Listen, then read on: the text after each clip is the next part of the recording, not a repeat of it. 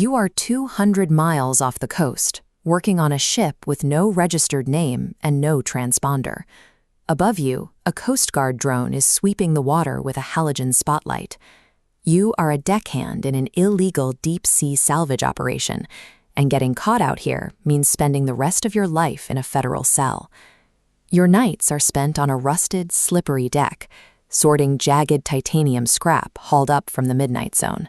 There are no floodlights, there are no safety harnesses. You work by the dim glow of chemical lights, tearing your hands on metal that has been marinating in salt water for decades. You learn the absolute law of the ghost fleet: noise discipline. Sound travels faster and further in water than in air. Drop a heavy wrench on the steel deck, and the acoustic ping rings out for miles, lighting up the screens of international patrol vessels.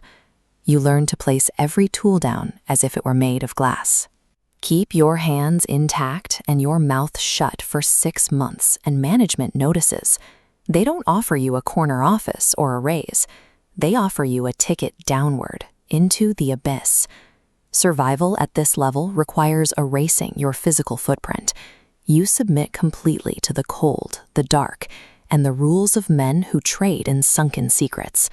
You are now a saturation diver. For 28 days at a time, you live inside a sealed steel diving bell the size of a Mayvan, suspended hundreds of feet below the surface. To survive the crushing depth, you breathe heliox, a helium-oxygen mixture that prevents nitrogen narcosis.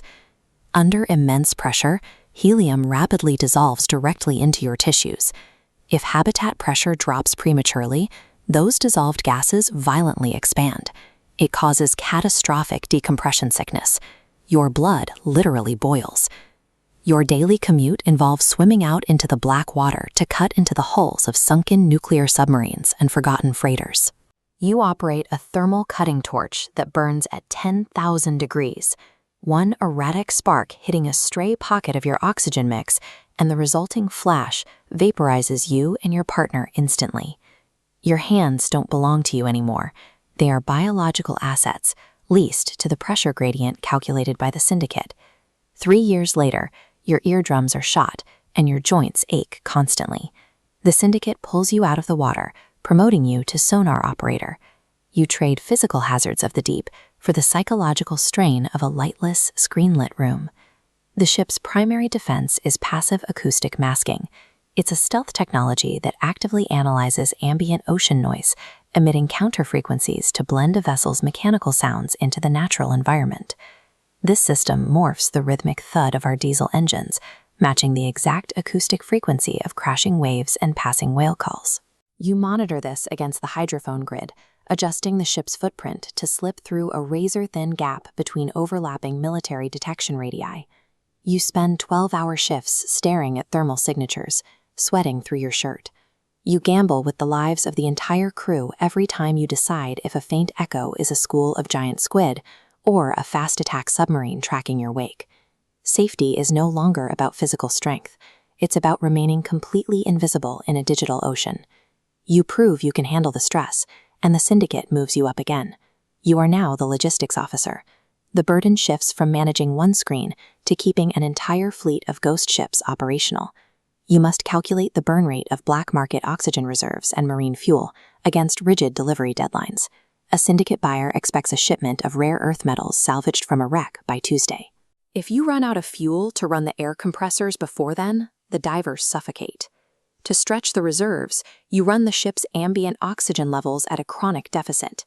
The crew develops mild hypoxia, a medical condition where the body is deprived of adequate oxygen at the tissue level.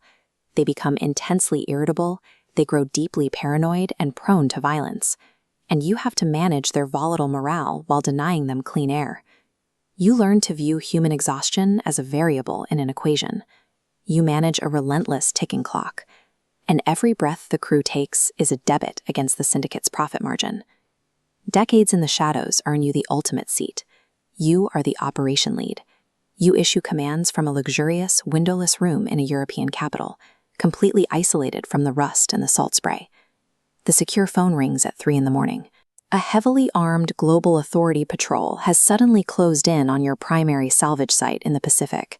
The salvage team is currently hoisting 20 tons of illicit cargo. You give the order.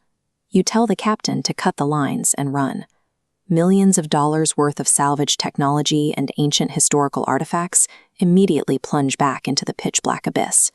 Commanding a global syndicate requires a cold logic. You destroy a fortune in a matter of seconds, because a sunk cost is always preferable to a federal indictment.